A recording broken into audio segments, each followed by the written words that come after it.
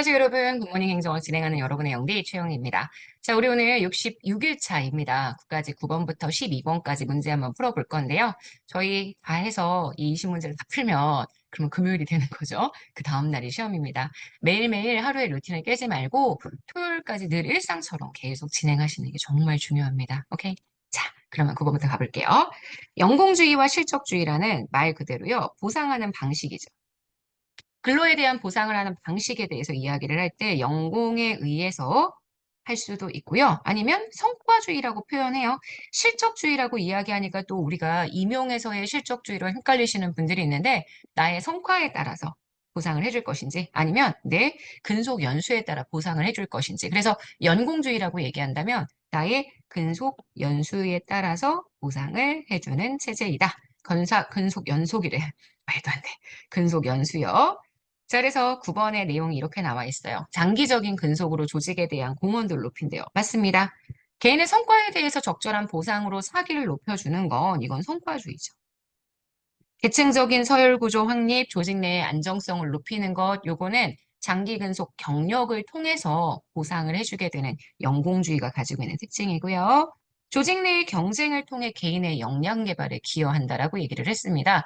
근데 조직 내의 역량을 강조하는 건 오히려 성과주의 요구의 특징이라고 볼 수 있기 때문에 문제의 정답이 되는 건 기업 디귿 2번 되는 것 볼 수 있습니다. 10번 가볼게요. 앨리슨 모형 중에서 관료 정처 모형입니다. 모형 3번이죠. 제가 항상 이렇게 이름이 나올 거라고 얘기를 했었어요. 그래서 꼭 이렇게 익혀달라고 말씀을 드렸었죠. 정책 해결은 준해결적 상태에 머무르는 경우가 많다. 이거는 회사 모형에서 많이 쓰는 표현입니다. 그래서 앨리슨 모형에서는 조직과정 모형, 모형 2에서 자주 사용하는 표현이고요. 정책 결정자는 국가 전체의 이익이나 전략적 목표의 극대화를 위한 결정. 아시겠지만 정책 결정자들이 이런 결정을 한다. 이거는 모형 1번. 합리적 행위자 모형의 특징이죠. 정책 결정에 참여하는 구성원들 사이의 목표 공유 정도와 정책 결정의 일관성이 매우 낮다. 다 각자의 개별적 목표 달성을 위해서 활동하고 있기 때문에 관료 정치 모형은 일단 구성원들이 다 독립적으로 움직인다라고 이야기를 합니다. 그래서 3번이 맞고요. 정부는 단일한 결정 주체가 아니고요. 독립적인, 그러니까 약간 애매해. 반독립적인 하위 조직들이 느슨하게 연결되어 있습니다. 완전히 분리된 게 아니고요. 어느 정도 느슨한 결합을 하고 있다면 문제가 발생할 때에만 적당히 해결하는 준해결의 방식을 선호하게 될 거예요. 여러분 보시는 4번이 그래서 마찬가지로 회사 모형, 조직과정 모형의 내용이 됩니다. 그래서 문제의 정답 옳은 것은 현재 3번이 되겠네요. 11번 들어가도록 하겠습니다. 제니스의 집단 사고. 아, 작년 국가직 때 우리 모두를 너무나 충격에 빠지게 만들었던 그 기출 문제였는데 막상 또 보니까 이제는 괜찮죠. 내용을 알고 보면 확실히 쉬워요. 여러분들이 좀 낯설고 독해도 잘 안 되고 개론서의 표현을 그대로 쓰고 이런 것들을 좀 힘들어 하시는데 그것만 잘 넘겨가면 하실 수 있으니까 너무 쫄지 마세요. 오케이? 자, 제니스의 집단 사고에 대한 특성, 설당하지 않는 것. 토론을 바탕으로 집단 지성을 활용하는 게 불가능합니다. 집단 사고는. 집단 지성은 정말 집단의 사고에 오히려 반대되는 표현. 구성원들이 토론을 통해서 혼자서는 지성적이지 못한데, 합리적이지 못한데, 여러 명의 의사결정을 통해서 합리적인 방안을 도출해 나갈 수 있는 그러한 긍정적 측면이라고 이야기한다면 집단 사고는 침묵하고 있어. 그건 침묵하고 있어요. 죄송해요.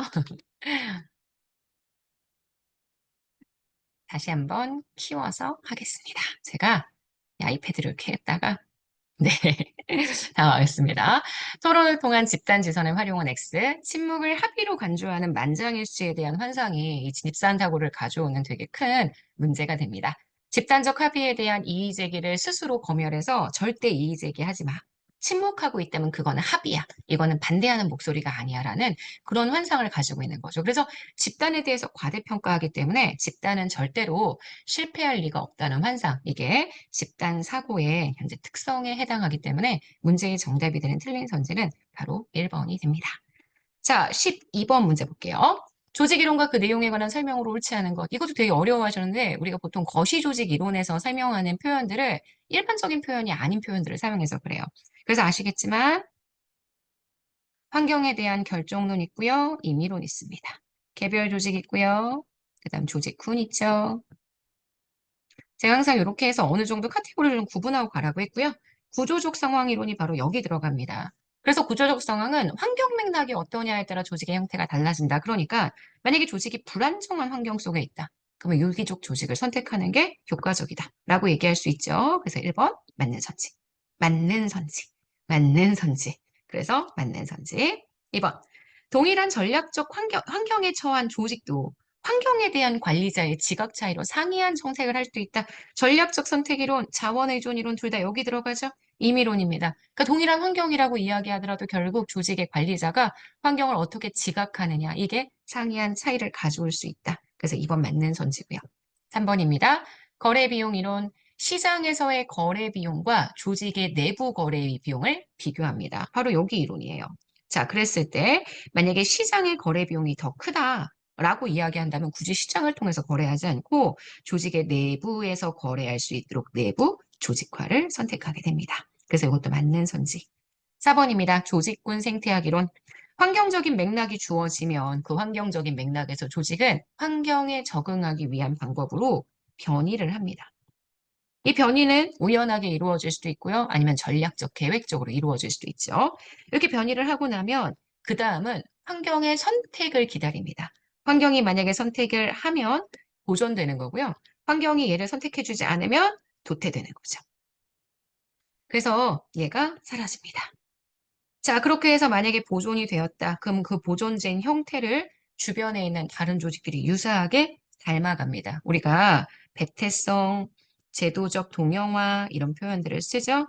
그래서 지금 보시는 조직군 생태학 이론의 기본 과정을 꽤 상세하게 물어봤고요. 그러면 이때 조직의 변화를 이끄는 이 변이는 어떤 형태로 나타나느냐? 우연적인 변화로만 나타나느냐? 아니면 계획적이고 의도적인 변화도 발생을 하느냐? 계획적이고 의도적인 변화도 충분히 나타납니다. 이것도 가능하고요. 우연적 변화, 계획적 의도적 변화도 가능합니다. 그래서 4번 X. 그래서 여러분 지금 보시는 12번 문제의 틀린 선지는 4번이 됩니다. 자, 여기까지 보시면 우리 오늘 수요일 굿모닝 행정학 마무리예요. 작년 기출 문제들을 보고 계시는 거잖아요. 아마 이 중에는 작년에 이미 시험을 한번 보셨던 분들도 있으실 텐데 문제 어떠세요? 이제 이 정도의 문제에 단련이 되어 있기 때문에 엄청 어렵다라는 생각이 들지는 않았을 것 같아요.